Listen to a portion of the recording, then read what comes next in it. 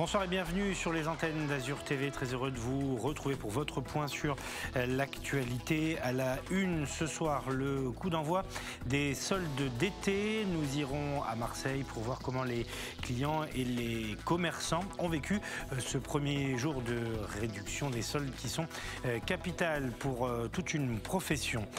Direction Cannes. Ensuite, nous sommes à moins d'une semaine du début du festival particulier, vous le savez. Direction les coulisses, où vous verrez que tout le monde s'affaire pour que tout soit prêt pour la grand-messe du cinéma. Et puis, hier, EasyJet a fait son apparition sur le tarmac de l'aéroport varois, des vols entre Paris et Londres. Une très bonne nouvelle pour le département et toute la région en général. Voilà pour le menu. Sachez que nous serons également avec Théo Savadra, qui est le directeur artistique des Nuits du Sud, le festival qui revient, c'est imminent. Nous verrons avec lui les temps forts de la programmation. Mais pour débuter, donc les soldes, coup d'envoi des soldes d'été, capital pour les commerçants, mais aussi pour les consommateurs, les clients. Reportage à Marseille de Yentel Criado et Valentin Rodriguez. Sac plein. Arrêt devant les magasins. Pour ce premier jour des soldes d'été, les consommateurs étaient nombreux.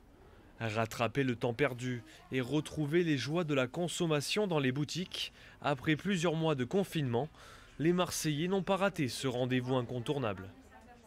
Avec le confinement, on n'a pas fait les courses. Là, on essaie de se rattraper le plus possible. Et puis là, ils font des soldes, c'est très bien pour nous. Au moins, on peut s'acheter des choses qu'on veut. Pour moi, c'est un petit peu mieux que sur Internet, surtout lorsqu'il s'agit de vêtements, parce qu'on a davantage de taille, etc.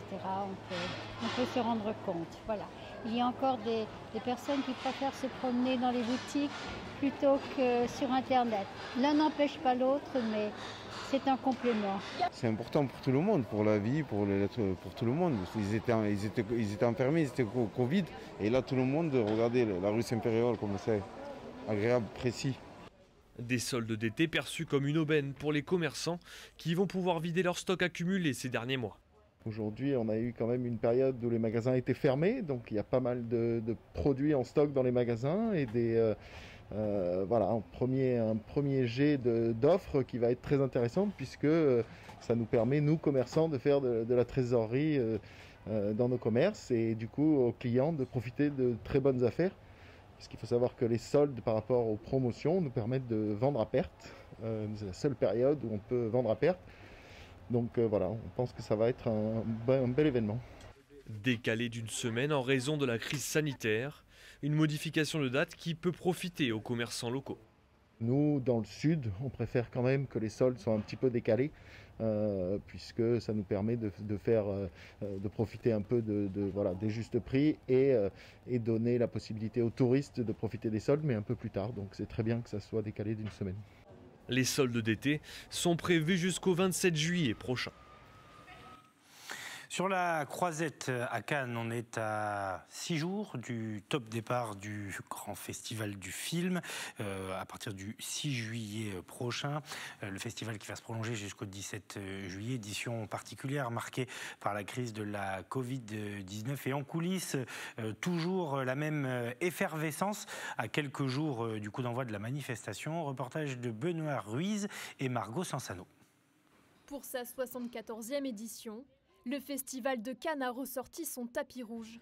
Annulé l'an passé et décalé cette année en raison de la crise sanitaire, l'événement le plus attendu dans le milieu du 7e art se tiendra prochainement, du 6 au 17 juillet.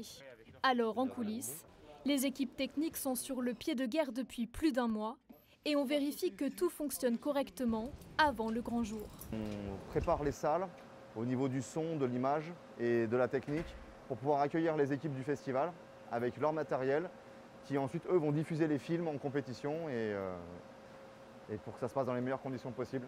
Dans cette salle, 3 projecteurs différents. Le plus ancien est fortement plébiscité par des réalisateurs de renom. C'est pour les amoureux du cinéma. Il y a 2 ans, Tarantino il a voulu diffuser son dernier film en 35 mm dans la salle lumière. Une organisation millimétrée, sous l'œil attentif du directeur des opérations du Palais des Festivals.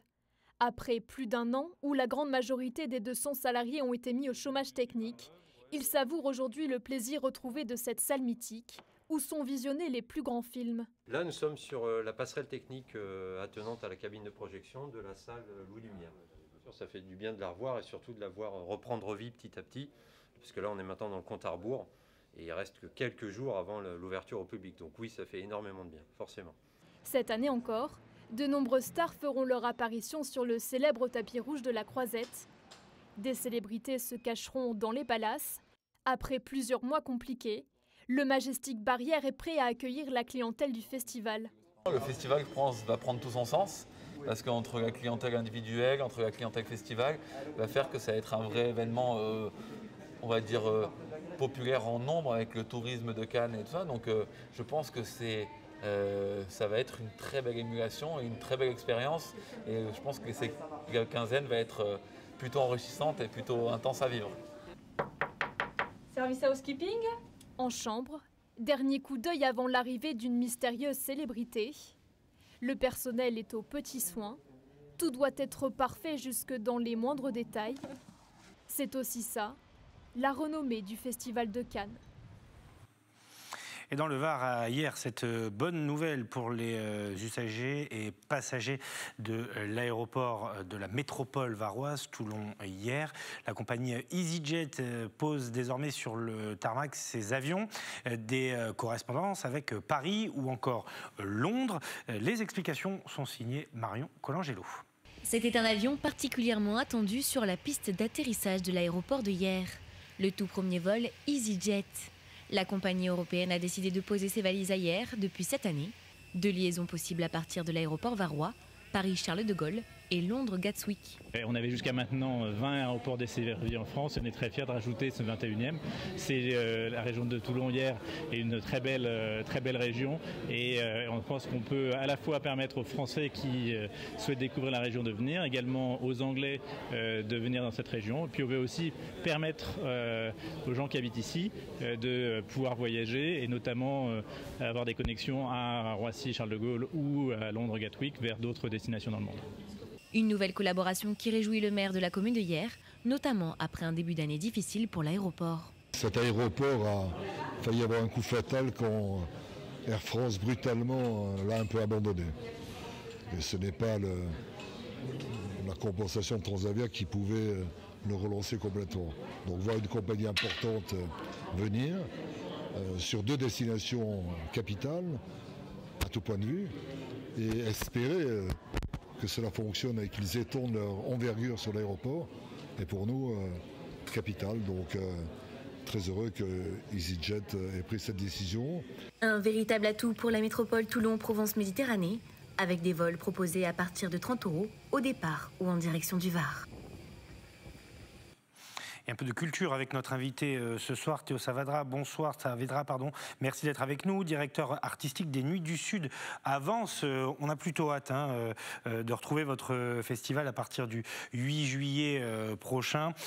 Il va se prolonger jusqu'au 18 juillet avec une programmation dont on va parler dans quelques instants. D'abord, évacuons la question sanitaire, cher Théo, si vous le voulez bien. Comment ça va se passer? Est-ce que les jauges seront inférieures à 1000 passes sanitaires? Est-ce qu'on pourra être debout, assis? Dites-nous tout. Non, ça va être... Bonsoir d'abord. Mais non, ça va être comme les festivals tous les années, mais avec un jauge beaucoup plus petite, évidemment, à 2500 personnes maximum. Et il va y avoir le contrôle pas sanitaire obligatoire aujourd'hui pour rentrer dans les événements de plus de 1000 personnes. Les masques seront conseillés, pas obligatoires. Et voilà, et ça va être debout et assis, comme ça a été toujours les Nuits du Sud. Donc c'est un événement c'est le même qu'on a produit depuis 25 ans, mais un petit peu plus petit, avec les consignes sanitaires, évidemment. Alors, évidemment, ce qui intéresse nos téléspectateurs, c'est la programmation, qui seront les artistes présents. Avant ça, juste un mot sur le plaisir peut-être que vous retrouvez d'organiser le festival dans des conditions presque normales. On est là quand même sur 8 dates, avec une vraie belle programmation. On est presque dans les Nuits du Sud d'avant.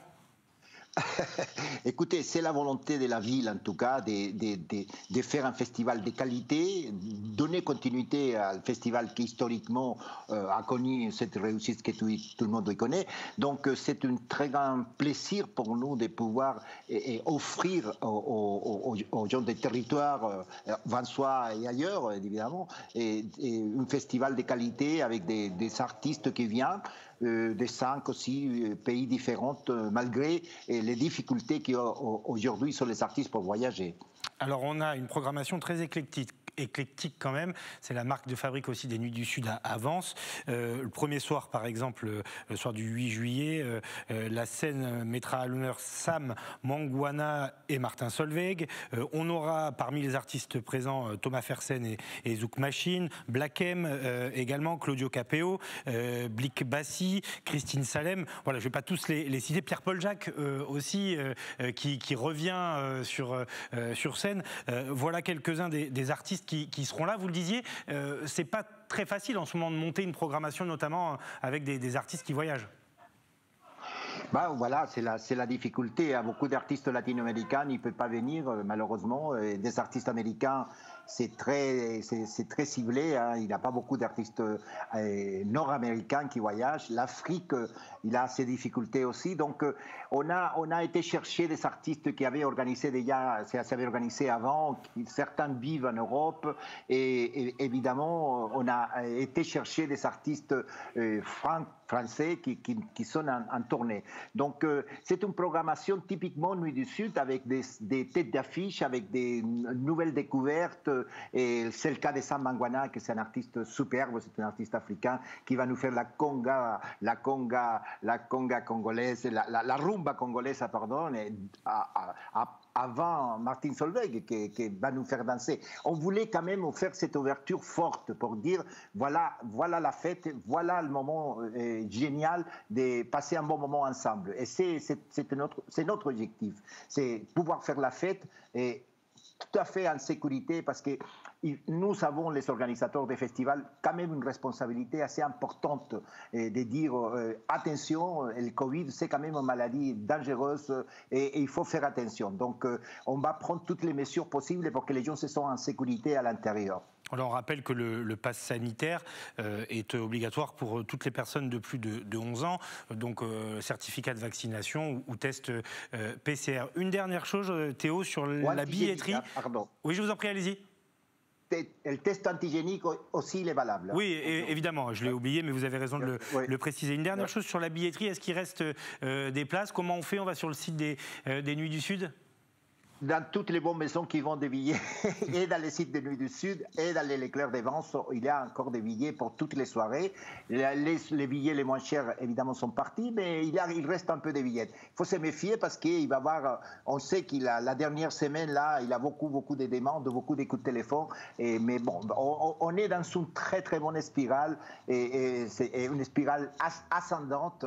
Et c'est notre bonheur d'organiser ces festivals. Et j'espère que les gens ils vont se sentir, comme tous les années, dans un espace qui est dédié à la musique, parce que la musique peut beaucoup et peut nous rendre heureux. Merci beaucoup à vous, Théo Saavedra, directeur artistique des Nuits du Sud à Vence. Premier rendez-vous donc le 8 juillet prochain. Ça se prolonge jusqu'au 17 juillet, l'un des premiers festivals dans notre région à être organisé de nouveau après cette période de Covid. Et on sera bien sûr au rendez-vous sur nos antennes. Merci à vous. Merci à vous, merci. Et c'est la fin de cette émission. Merci de nous avoir suivis. Merci à Mathias Mesbah, Sébastien Lyotard, Anthony Doucet, Stéphanie Mossman et Philippe Caudet. On se retrouve demain sur les antennes d'Azur TV.